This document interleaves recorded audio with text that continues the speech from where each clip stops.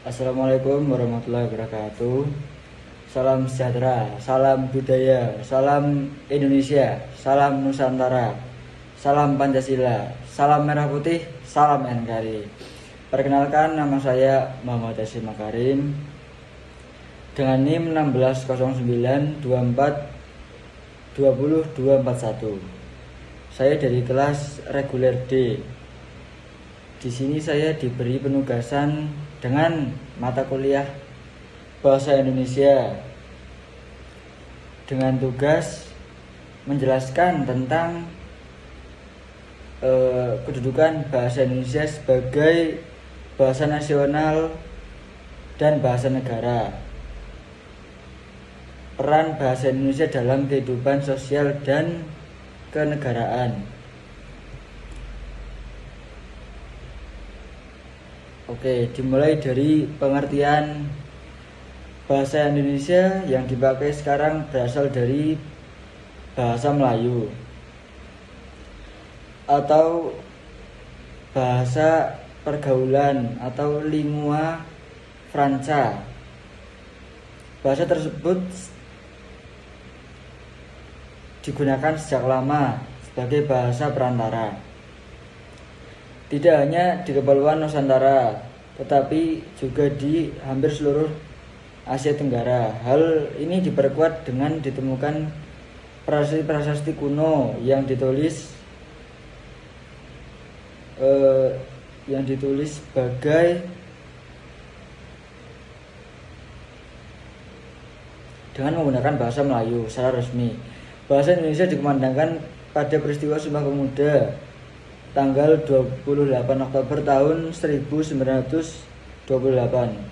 Peresmian bahasa Indonesia tersebut bermakna politis sebab bahasa Indonesia dijadikan sebagai alat perjuangan oleh kaum nasionalis yang sekaligus bertindak sebagai perencana bahasa untuk mencapai negara Indonesia yang merdeka dan berdaulat.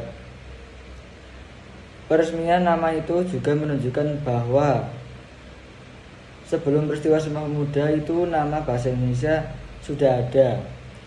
Fakta sejarah menunjukkan bahwa sebelum tahun 1928 telah ada gerakan kebangsaan yang menggunakan nama Indonesia, dan dengan sendirinya pada mereka telah ada suatu konsep tentang bahasa Indonesia. Kedudukan bahasa Indonesia sebagai bahasa negara dikukuhkan sehari setelah kemerdekaan RI dikumandangkan atau seiring dengan berlakunya Undang-Undang Dasar 1945 bab 15 pasal 36 dalam UUD Undang-Undang Dasar 1945 menegaskan bahwa bahasa negara ialah bahasa Indonesia. Sebagai bahasa negara, bahasa Indonesia berfungsi sebagai bahasa dalam penyelenggaraan administrasi negara, seperti dalam penyelenggaraan pendidikan dan sebagainya. Kedudukan bahasa Indonesia dibagi menjadi dua, yaitu yang pertama bahasa Indonesia di dalam kedudukannya sebagai bahasa nasional. Bahasa Indonesia berfungsi sebagai